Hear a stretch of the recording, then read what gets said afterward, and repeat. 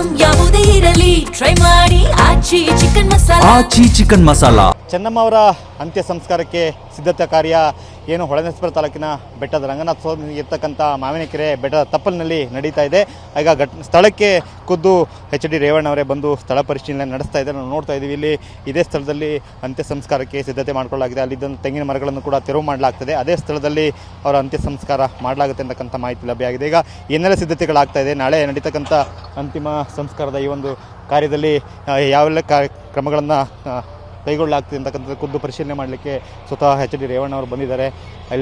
ಇಲ್ಲಿ ಸ್ಥಳದಲ್ಲಿದ್ದಂಥ ಶಾಸಕರಾಗಿರ್ತಕ್ಕಂಥ CN ಬಾಲಕೃಷ್ಣ ಅವರು ಹಾಗೆ ಅವರ ಆಪ್ತರ ಜೊತೆ ಇಲ್ಲಿ ನಡೆದಿರ್ತಕ್ಕಂಥ ಕಾರ್ಯಗಳ ಬಗ್ಗೆ ಮಾಹಿತಿಯನ್ನು ಕೂಡ ಪಡ್ಕೊಳ್ತಾ ಇದ್ದಾರೆ. ಏನು ನಿನ್ನೆ ಅನಾರೋಗ್ಯದಿಂದ ಬೆಂಗಳೂರಿನಲ್ಲಿ ವಿಧಿವಶರಾದಂಥ ಮಾಜಿ ಪ್ರಧಾನಿ HD ದೇವೇಗೌಡರ ಧರ್ಮಪತ್ನಿ ಚೆನ್ನಮ್ಮ ಅವರ ನೆನೆದು ನಾವು ನೋಡ್ತೀವಿ. ರೇವಣ್ಣ ಅವರು ಇನ್ನೂ ಕೂಡ ಕಣ್ಣೀರಿಡ್ತಾ ಇದ್ದಾರೆ, ಬಿಕ್ಕಿ ಬಿಕ್ಕಿ ಅಳ್ತಾ ಇದ್ದಾರೆ.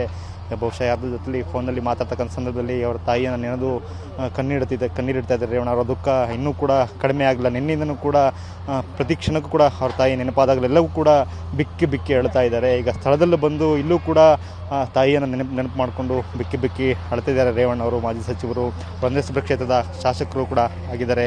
ಈ ಸ್ಥಳದಲ್ಲಿ ಏನೆಲ್ಲ ಸಿದ್ಧತೆಗಳಾಗಿದೆ ಅಂತೇಳಿ ಪರಿಶೀಲನೆ ಮಾಡಲಿಕ್ಕೆ ಅವರು ಬಂದಿರತಕ್ಕಂಥದ್ದು. ನಿಜವಾಗಲೂ ಕೂಡ ಚೆನ್ನಮ್ಮ ಅವರು ಅಂತ ಹೇಳಿದ್ರೆ ಕೇವಲ ಅವ್ರ ಕುಟುಂಬಕ್ಕಷ್ಟೇ ಅಲ್ಲ, ಇಡೀ ಅವರ ಪರಿವಾರಕ್ಕೆ, JDSನ ಕುಟುಂಬಕ್ಕೆ ತಾಯಿಯ ಸ್ಥಾನದಲ್ಲಿದ್ದಂಥವರು. ಅವರ ಅಗಲಿಕೆ ಸಹಜವಾಗಿಯೇ ಇಡೀ ಕುಟುಂಬಕ್ಕೆ, ಅವರ ಆಪ್ತ ವಲಯಕ್ಕೆ, ಅವರ ಬಂಧುಗಳು ಎಲ್ಲರೂ ಕೂಡ ದೊಡ್ಡ ಆಘಾತವನ್ನು ತಂದಿಟ್ಟಿದೆ. ಹಾಗಾಗಿಯೇ ಎಲ್ಲರಲ್ಲೂ ಕೂಡ ದುಃಖ ಮಡುಗಟ್ಟಿದೆ. ಇಲ್ಲಿರ್ತಕ್ಕಂಥ ನಾವು ನೋಡ್ತಿದ್ದೇವೆ, ಅವರ ಕುಟುಂಬದ ಸದಸ್ಯರಿದ್ದಾರೆ, ಅವರ ಪಕ್ಷದ ಮುಖಂಡರುಗಳಿದ್ದಾರೆ, ಗ್ರಾಮಸ್ಥರಿದ್ದಾರೆ. ಎಲ್ಲರಲ್ಲೂ ಕೂಡ ಆ ಒಂದು ಶೋಕ ಮನೆ ಮಾಡಿದೆ. ಯಾಕೆಂತಂದರೆ ಚೆನ್ನಮ್ಮ ಅವರು ನಿಜವಾಗಲೂ ಕೂಡ ಎಲ್ಲರನ್ನೂ ಕೂಡ ಅತ್ಯಂತ ಪ್ರೀತಿಯಿಂದ, ಮಮತೆಯಿಂದ, ಅಕ್ಕರೆಯಿಂದ ಸಲತಿದ್ದಂಥವರು. ಅವರ ಅಗಲಿಕೆ ಸಹಜವಾಗಿಯೇ ಎಲ್ಲರಲ್ಲೂ ಕೂಡ ನೋವನ್ನು ತರಿಸಿದೆ.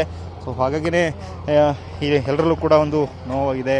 ಸೊ ಈಗ ನಾಳೆ ಅಂತಿಮ ಸಂಸ್ಕಾರ ನಡೆಯುತ್ತೆ.